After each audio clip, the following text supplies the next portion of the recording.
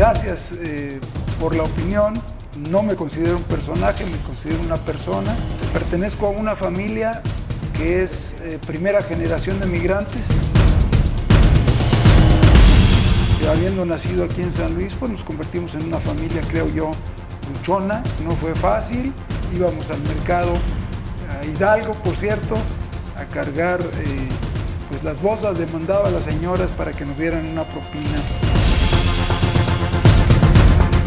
Muchos piensan que porque hemos podido salir adelante nacimos en cuna de oro, ¿no?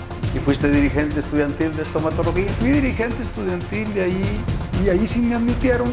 Aquí en San Luis no me admitieron porque uno de los directores me dijo: tú no tienes personalidad de médico, por eso no te admito. Y le decía yo: oiga, ¿y por qué no me quiere admitir?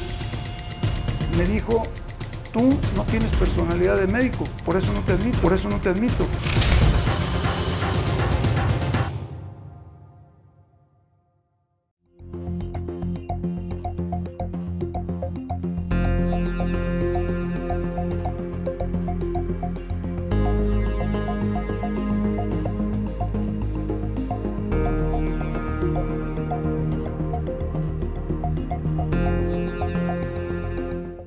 Pues vamos aquí en plano informativo a otra entrevista de esta serie que hemos denominado El hombre y el personaje. El personaje público, la función que se representa ante la sociedad de algún individuo, pues todos la conocemos, es de una forma más amplia, de una forma más reducida, pero muchas veces no sabemos detrás de ese personaje qué otras situaciones hay de un hombre común y corriente, de alguien que en la sociedad pues, tiene su lugar, pero también tiene su familia, sus intereses muy particulares, sus aficiones. Entonces se trata de hablar del personaje, pero también conocer cuál es el hombre que está detrás de ese personaje, sus orígenes, su forma de pensamiento, muchas cosas. Hoy vamos a platicar con Jaime Chalita Sarur, quien como personaje pues ha sido un liberal muy destacado, reconocido, con liderazgo entre lo que se conoce como esa corriente filosófica del liberalismo, quien es un empresario también notable, dedicado a situaciones de la medicina, con un hospital muy reconocido en la ciudad de San Luis Potosí, el Mar Charbel, con presencia en muchas agrupaciones, en muchos lugares, con gusto por la participación en los medios de comunicación a través de su opinión, tiene también por ahí una columna. Entonces es un personaje que tiene definida su forma de ser, su presencia social, pero también hoy queremos platicar con Jaime Chalita para que nos diga pues quién es el hombre que está detrás de ese personaje, qué es lo que no conocemos de él. Jaime, bienvenido. Filiberto, muchas gracias. Gracias por la opinión. No me considero un personaje, me considero una persona, pero finalmente alguien que quiere tratar de ser mejor y tratar de mejorar el entorno. Es una persona que pertenezco a una familia que es primera generación de migrantes de Líbano, mi padre de la costa, mi madre de las montañas. Mi madre nace pariente directo en la misma casa de Santo Charbel, por eso la devoción. ¿Por eso el nombre del hospital? Por eso el nombre del hospital y algunas otras cosas en honor a nuestras raíces. Pero que habiendo nacido aquí en San Luis, pues nos convertimos en una familia, creo yo, luchona, en una familia que desde el principio no fue fácil y que aprendimos a trabajar en el seno, debiera decir, de la educación de mi padre y de mi madre, pero mi padre fallece muy joven y deja una familia de 9 componentes y al frente de ella pues a mi mamá y a mi hermano mayor Jalil. Y a través del esfuerzo de ella, de él, de mis demás hermanos, José, aprendimos a trabajar muy jóvenes, tan jóvenes que quiero decirte que a veces íbamos al mercado, a Hidalgo, por cierto, a cargar pues las bolsas, demandaba a las señoras para que nos dieran una propina. Y aquellas épocas en que pues vete a ganar una propinita ahí, ayuda a hacer un mandado, a cargar una bolsa, a ver qué. ¿Qué era ¿Le diferente? tocó eso al niño Jaime? ¿Mandé? ¿Le tocó eso al niño Jaime? Sí, sí me tocó, y me tocaron otros negocios que emprendieron mis hermanos, que emprendió Jalil, como ser estibador, bajando hojas de láminas y cosas así, que nos enseñaron el valor del trabajo y no irnos a parar a una esquina a pedir limosna. Por eso en la familia está muy acendrado el de la gente no necesita limosnas, la gente necesita oportunidades para que se hagan dueñas de sus vidas, dueños de su destino económico, pero también de su destino personal y familiar. Tú naciste entonces aquí en San Luis Potosí. Aquí en San Luis Potosí. Ya tus padres se habían establecido aquí. Pues una historia un poco complicada porque mi padre emigra con su familia a la Ciudad de México, de Biblos, que es la ciudad donde nació. En México pues se establecen ahí, se queda huérfano y pues empiezan a hacerle la lucha, y luego de México se viene a San Luis y a Matehuala, que es donde estaba la familia, y mi mamá viene a Brasil, la familia de mi mamá viene a Brasil, y de Brasil viene a San Luis Potosí y se instala con el tema de las granjas. Allí donde está el recreativo femenil, ese era una propiedad de mis tíos, de mis abuelos, donde tenían una granja de ganado y gallinas y comercializaban con alfalfa y le entraban al comercio. Son los inmigrantes que llegaron a trabajar. Pues a trabajar, yo creo que efectivamente, y que eran jornadas largas, pero finalmente son jornadas que fueron transmitiendo a los descendientes y que las tomamos como propias. Trabajar y trabajar bien lo mejor que uno pueda y honestamente para poder salir adelante. Hay muchas personas que piensan que no es así, pero es exactamente como dices, no se conoce el origen de la persona. Muchos piensan que porque hemos podido salir adelante nacimos en cuna de oro, ¿no? No piensan, son juniorcitos, no. Hijos de gente que tenía dinero y por eso salieron adelante. Y lo digo con todo respeto, no, nosotros nos constituimos en trabajadores de la propia familia para poder salir adelante. Mi madre, qué barbaridad, una mujer incomparable, ¿quién no dice eso de su madre?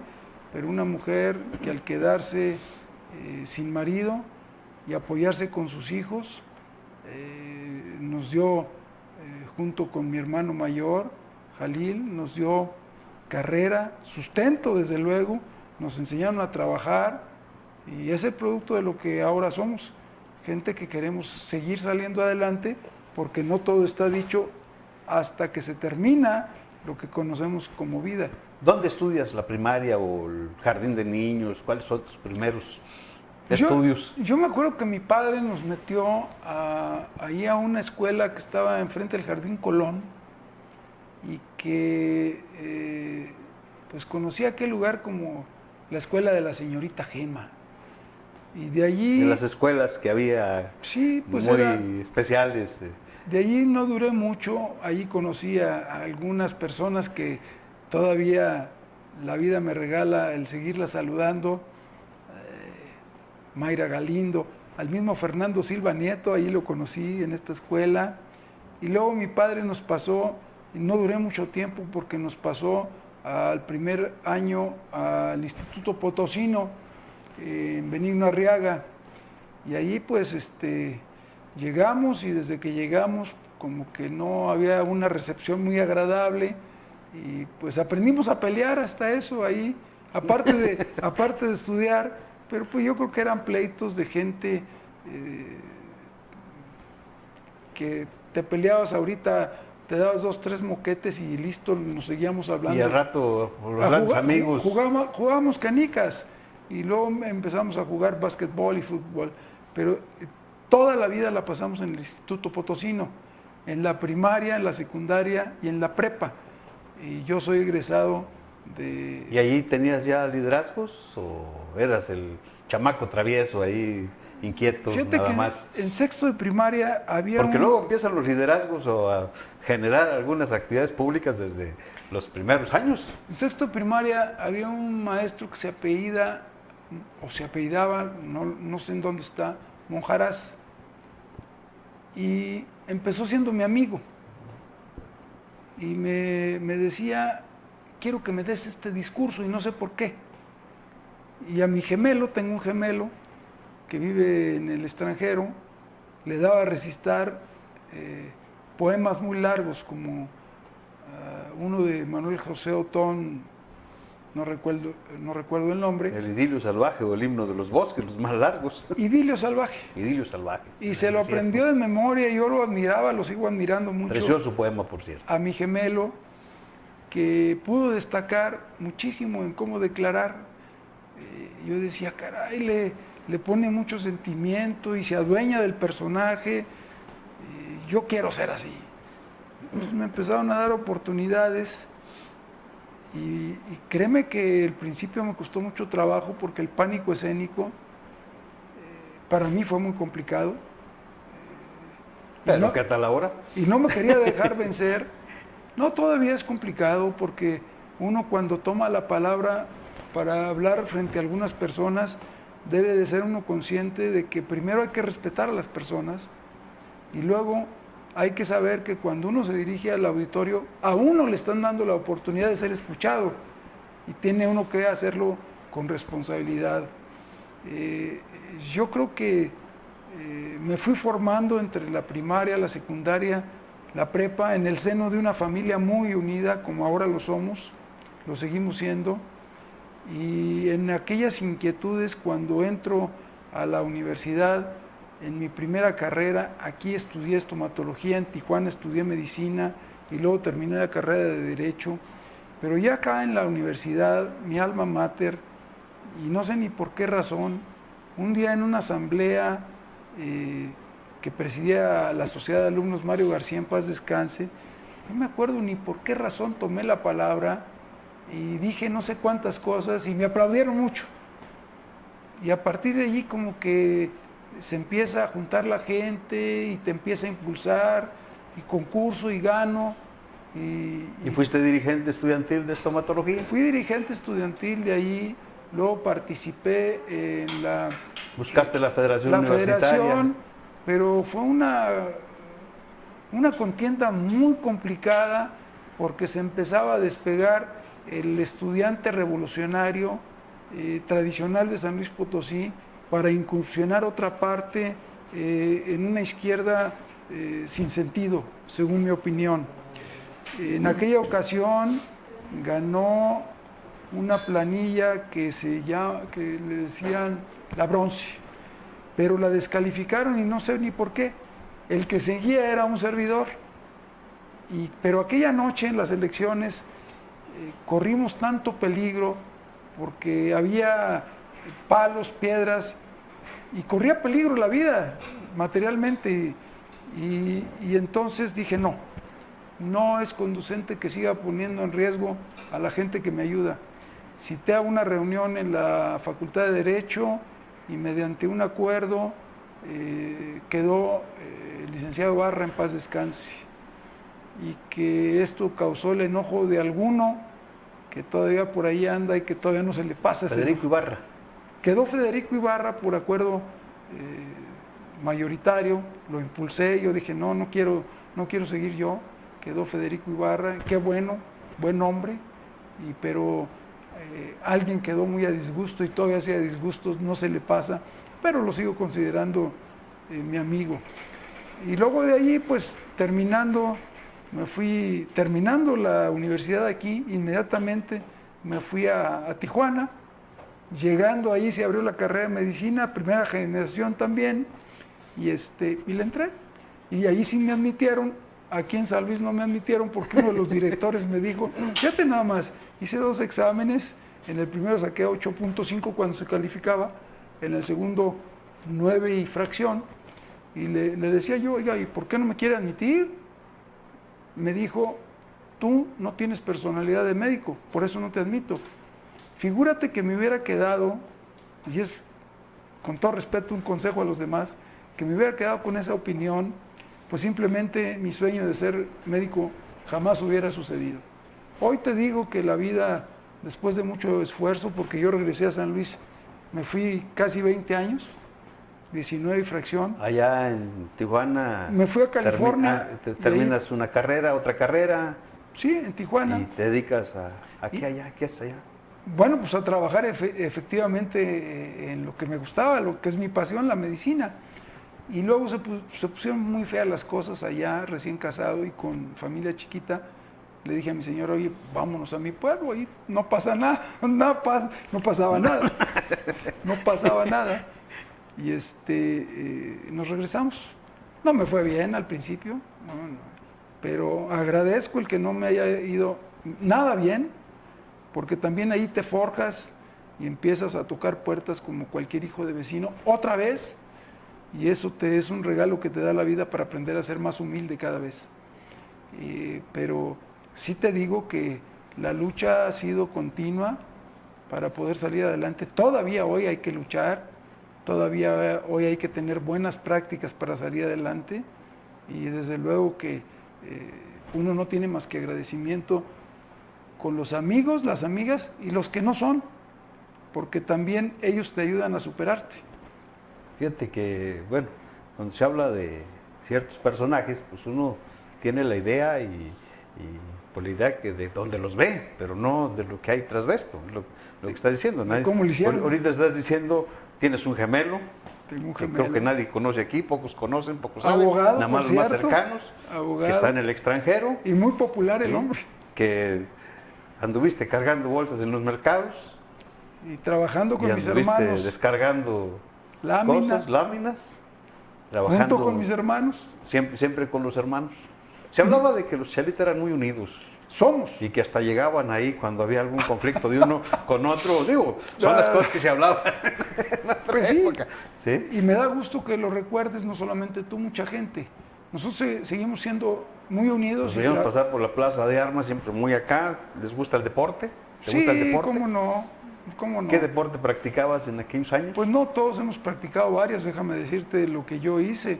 En aquellos años me gustaba mucho el atletismo, luego jugué básquetbol, fútbol, por cierto, en selecciones, fútbol, soccer, y ya en estomatología jugué fútbol americano. Tengo buenos recuerdos, tengo varias cirugías del recuerdo del fútbol americano y agradecido con ello. Pues me parece que después le entré al levantamiento de pesas y hoy pues me dedico solamente a la empresa, estoy retirado del ejercicio de la profesión y me dedico a tratar de crecer, no solamente hacia el exterior, también hacia el interior. Uno nunca termina de aprender, Fili, uno siempre tiene que estar aprendiendo todos los días de los demás. Hay una faceta de Jaime Chalita que de repente vemos en algunas actividades, porque no es algo así muy, digamos, que se le dé mucha promoción, pero de repente vemos en algunas actividades que apareces por ahí, en los grupos liberales, en los grupos masónicos. ¿Cómo, pues es algo ¿cómo es esa faceta de Jaime? ¿Cuándo empieza? ¿Qué llega? ¿Por qué? Fíjate que por coincidencia, mi gemelo, viviendo nosotros aquí a los 19 años, llega un día de Tijuana y se va a inscribir a la Gran Logia del Potosí. Y entonces, allí había una persona que era mi amigo, ya no vive, y me dice, oye, tu hermano hizo solicitud, ¿no quieres pertenecer? Y yo pensé, dije, a ver, ¿por qué mi hermano sí, yo no? Y yo no. Y y efectivamente empezamos juntos, él no le siguió, yo sí. Me gustó mucho el estudio, me gustó mucho aprender de los demás, me gustó la otra formación que hay ahí, el pensamiento sin límites, siempre en el respeto de los demás, el pensamiento innovador, el pensamiento que le da vida al ser humano y que lo hace consciente que todo lo que eres se lo debes a los demás, sí a tu familia, materna, paterna, sí a la familia propia, pero nada de lo que el ser humano hace tiene sentido si no lo comparte con los demás. Es decir, tienes que salir del entorno familiar para compartir con los demás. Si yo fuera el mejor médico del mundo y no tuviera a quien curar, pues de nada sirvo. De la misma manera, el conocimiento que se va adquiriendo de los demás y que se lo regalan a uno, si no lo compartes, pues tampoco sirve de nada. Y si no sirve de nada el no compartir, el ser humano que no comparte, tampoco sirve de nada. Así que, pues, ese fue un regalo de mi gemelo, que luego cuesta trabajo, porque es una asociación que en ocasiones no es muy bien vista por gente que realmente ¿Son no... el diablo, dicen? No, mira, yo tengo la aventura y este espacio que sirva para eso. Tú me presentaste a don Antonio Simansky. Don Arturo Antonio Simansky Ramírez, arzobispo emérito. Emérito de San Luis. En ese entonces. Y que me diste la oportunidad de festejarle sus cumpleaños, los últimos 7, y que nos hicimos muy amigos. También del arzobispo emérito Morales, Luis Morales Reyes, que tenemos la oportunidad de coincidir por ahí. Hoy soy amigo del obispo de San Luis Potosí, Carlos Cabrero, y que es gente que estudia, es gente que sabe de qué se trata. Tantos radicales hay allá como acá, y esos no los queremos. Queremos gente que trabaje por la sociedad, y de una vez te digo, estoy convencido de que el crecimiento espiritual de las personas sería una receta extraordinaria para componer todos nuestros males. Y el crecimiento espiritual está a cargo de nosotros, pero también a cargo de nuestros guías en la fe. Y me parece que esa parte la tiene que recuperar. San Luis, como México, siendo mayoritariamente católico, pues lo tendríamos que recuperar en la práctica buena de la religión católica, pero también en el respeto de las otras religiones, que no por no tener la mayoría, no tienen el respeto. Yo creo que todas las religiones deberían de tener un respeto y un lugar privilegiado, porque el crecimiento espiritual de la Grey está a cargo de ellos y de nosotros. Eso sería una receta extraordinariamente rápida, no cara, para remediar nuestros males, porque sin el crecimiento espiritual perdemos lo que ya perdimos, el respeto a la vida. Lo que luego dicen algunos, ¿no? Que la masonería son el diablo, son esto, y no se han dado cuenta o ignoran o nomás le hacen ahí a que no conocen ese detalle, pero no hay ningún masón que pueda ser ateo. Hay que creer en una potencia, en un ser supremo. Fíjate que exactamente, ¿no? Cuando nosotros Hay que tener fe, hay que creer en algo, en alguien. Sí. En el supremo hacedor. Efectivamente. Cuando nosotros nos referimos a Dios, lo nombramos como el gran arquitecto del universo, para que englobe las ideas y las creencias de todo el mundo. Para entrar con nosotros hay que creer en Dios primero, en el que quieras, pero en Dios. Y hay que tener un trabajo honesto, hay que tener un trabajo que nos pueda sostener a la familia y también aportar a la sociedad. Cierto, como cualquier organización, hemos tenido altibajos. Hoy estamos en un momento bueno, porque hemos ido creciendo, hemos ido recuperando, dando el respeto y recibiendo el respeto. Y me parece eso de lo más trascendente en los equilibrios. No podemos estarnos situando, aunque hay situaciones que nos podrían separar, no podemos estarnos situando en los extremos y dejar de ver lo más que nos une. Hoy estoy preocupado porque luego los males del gobierno federal se les atribuyen a algo que ya habíamos superado, a los conservadores. Conservadores contra liberales. Y luego sí, eso me parece que ya no es. Me parece que ni siquiera las generaciones nuevas, en primer lugar, ni lo aceptarían, porque hay un pensamiento nuevo, libertario, y sin que nosotros lo queramos. Ese pensamiento es universal a través de las redes sociales. Entonces aquí tendríamos que ser mucho más inteligentes para dejar esas luchas en el pasado, no recuperar aquello y menos insultando a quienes son adversarios, por ejemplo. No, me parece que eso ya es del pasado y hoy las nuevas generaciones demandan mucho dinamismo, practicidad y todo eso está bueno, siempre y cuando, y sería la solicitud, siempre y cuando jamás se pierda el respeto a la vida ajena y a la propia, desde luego. Fíjate que pues mucha gente no conocen algunos detalles de este tipo de actividades, lo ven como algo ahí, es como que si fueran a un club, a un hobby, alguna cosa. Alguien nos decía que esta institución, espero no estar equivocado, es una verdadera escuela del carácter, no sé si estés de acuerdo.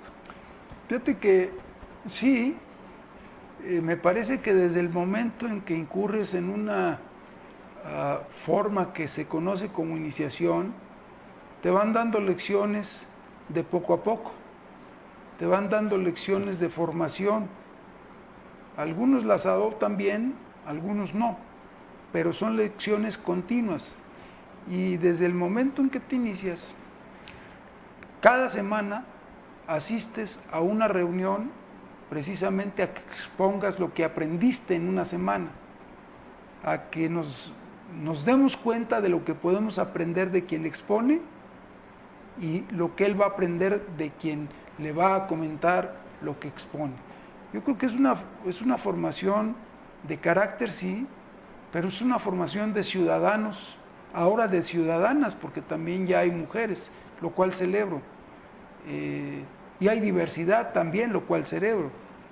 Y es esa sociedad que va creciendo y se va diseminando en torno al pensamiento libre, nos va dando la orientación de lo que tiene que hacer la persona, siempre en el respeto de los demás. Mira, acabamos de romper hace 4 o 5 años un esquema donde decíamos que los masones somos los intelectos progresistas, pero hasta entonces nos habíamos regido por leyes de hace 300 años. Quedó atrás. Si tú vieras la sociedad a donde me invitan, y agradezco cada año, a Italia, a Portugal, a España, a Francia, una sociedad liberal de hombres y mujeres que no solamente está en los lugares de decisiones del gobierno, sí, pero también de la empresa. Y entonces cada año tienen una reunión, precisamente en Roma, donde se discuten los escenarios económicos, grados 33, hombres y mujeres, donde se discuten los escenarios económicos del próximo año.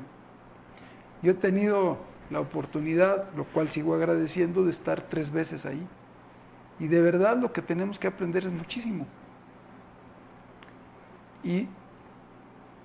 Pero luego hay la resistencia al cambio. Si en México nos ha funcionado esto y esto así, ¿para qué lo cambiamos?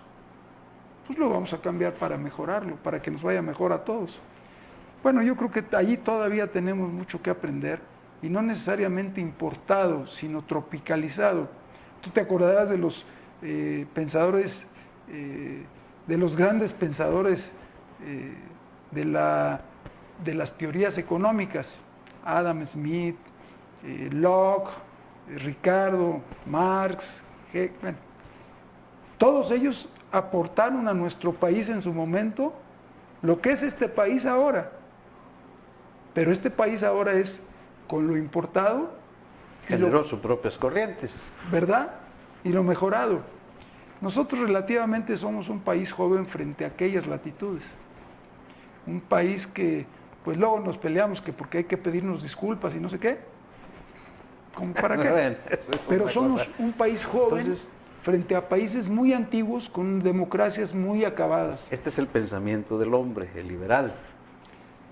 Pues este es el pensamiento ¿Y se aplica en el hombre empresario? Este es el pensamiento de un amigo. Y la oportunidad que me das y lo que he expresado, lo he expresado con toda humildad, queriendo aportar algo solamente, y que cada quien tome lo que quiera y lo que no quiera igual. Es que a los personajes potosinos necesitamos conocerlos, bueno, todos los personajes sociales necesitamos conocerlos más a fondo. Y a veces nomás sabemos porque los vemos en el presidium, porque los vemos aquí, pero queremos saber más de ellos. Jaime Chalita, ¿ha participado en política? Fíjate que en alguna ocasión tuve la peregrina idea de participar y Dante Delgado me invitó a dirigir un año su partido, Convergencia. Convergencia. Ahora ya cambió. Ahora es ¿qué? Movimiento Ciudadano. Le agradezco mucho a Dante porque en un año aprendí exactamente lo que no tendría que hacer en el resto de mi vida. Los partidos, todos son como que iguales. Hace un momento te platicaba que en la mañana escuché 3 líderes nacionales de partidos diciéndose y dándose con la cubeta, pero jamás les importaron las bases de la sociedad, a donde tiene que aterrizar la actividad política.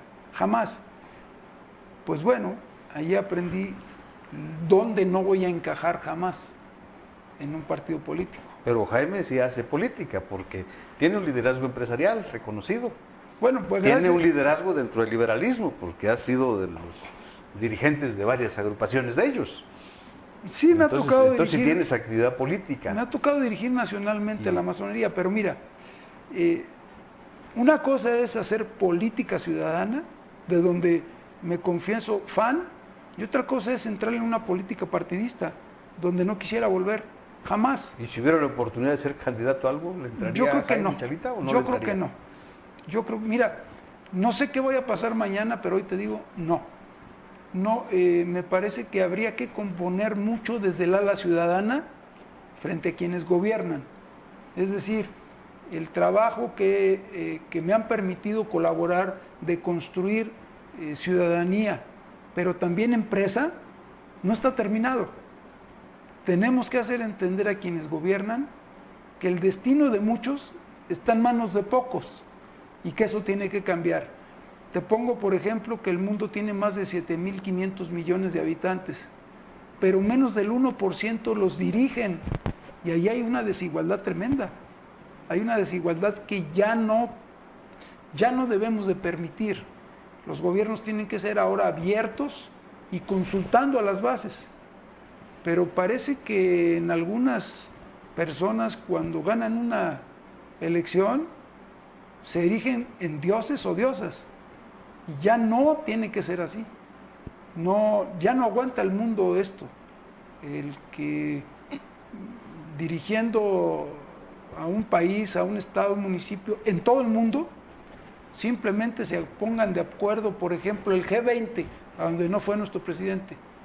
Pero ese G20 son 20 personas que van a influir sus decisiones. 20 ricos si quieren gobernar todo, decía alguien. Pues sí, que van a influir sus decisiones en las vidas de todas sus naciones. Eso ya no puede seguir siendo así. A lo mejor tendremos que recuperar a los clásicos de los griegos, una democracia más directa, complicada, pero más directa. Más directa. Jaime Chalita viene, nos platicabas inicialmente, de una familia muy unida, muy integrada. Pero Jaime Chalita también ya generó su familia. ¿Nos puedes platicar un poquito cómo es esta situación, esta experiencia del hombre, del ciudadano, del padre de familia? Pues una escuela, ¿no? Hay que aprender a ser... Tienes que aprender más que, pues hay que aprender a ser esposo, y luego cuando la familia viene hay que aprender a ser padre. Y a mí me tocó una generación de hijos insuperable, porque cuando nacen mis hijos empiezan el tema de las computadoras adentro de las casas. Y cuando eso empieza a suceder, empieza a hacerse más acentuado la disrupción de las familias. ¿Cuántos hijos tienes? 2. 2. Y esa disrupción cortaba la comunicación directa, porque se pasaban el tiempo viendo qué hay en las computadoras. De repente un día mi hijo me dice, no, es que tengo un amigo en Argentina y estuvimos platicando. Me doy cuenta que me pasó lo que a muchos. De repente adentro de tu casa tenías extranjeros.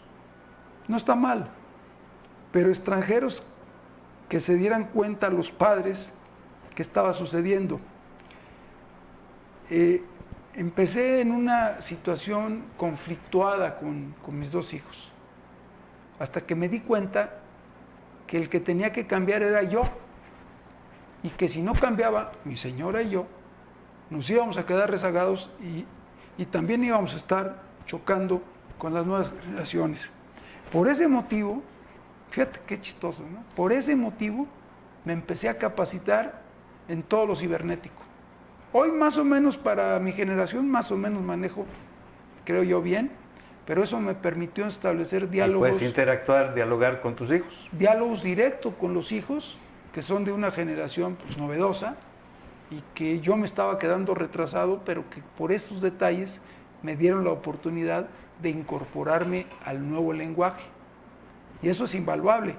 Pues bueno, yo me regreso con mi hijo de 3 años acá a San Luis, mi hija de 1 año, y a estudiar. Igual, ellos estudiaron en otras instituciones, hoy la vida me sonríe y los dos ya están trabajando. ¿Pero les has transmitido los valores que tú recibiste familiares? ¿Consideras que lo has hecho?